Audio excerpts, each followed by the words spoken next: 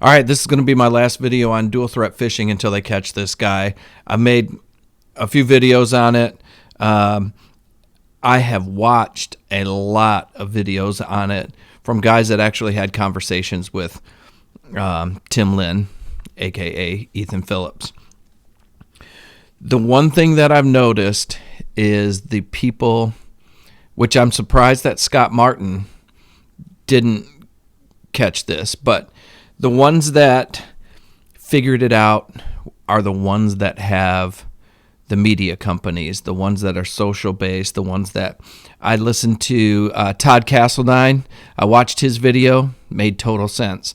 I watched Mikey Balls. Probably one of the best videos was Mikey Balls, and the questions that he asked and the red flags that popped up for him about the media company and getting in contact with them. That was probably the best video to watch on dual threat fishing and how he figured it out. Ben Milliken also had a really good video. He figured it out. On all accounts, this guy was great at the sales part of it and could talk to people. At the end of the day, he couldn't give any contact information on who his media team was, anything like that. And the guys that were doing the filming, the guys that film for a living or have big channels or understand the inner workings of what that takes, those seem to be the guys that figured it out more than anybody. And what do you know?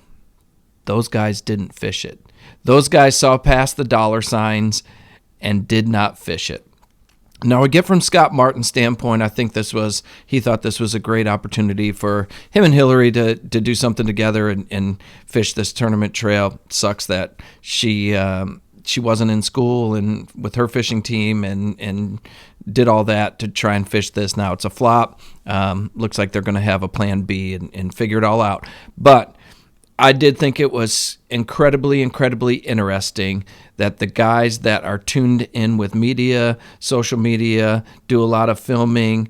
I think that those were the guys that really got it and understood it. And when Mikey Balls on his video talked about he wanted to talk to their media team to see how they could work together, he wanted to talk to, couldn't give them anything.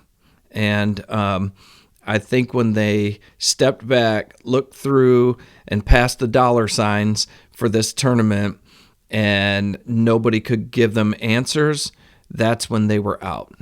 There was a ton of people that were skeptical out of the gate, but I think the dollar signs made them look past a lot of things. And obviously, then they get down to the tournament, and it's literally there's nothing. It's basically a Tuesday night derby for $100,000 kind of deal. They had no media. They had no social media. They had just three backwoods hillbillies from somewhere in Tennessee that were living in a shack that thought up this whole thing. And that's the thing that surprises me the most is that when you look at these dudes, I guess when, you don't see them, but when you show up at the tournament, like, that's the guy that I've been talking. There's no way that that's the guy that I've been talking to. And that's the guy that you've been talking to.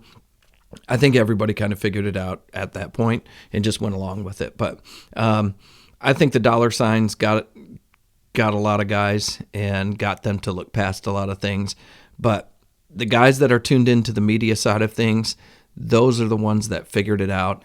Those are the ones that didn't show up. Those were the ones that said, let me see how this goes, and maybe I can jump in next year or whatever.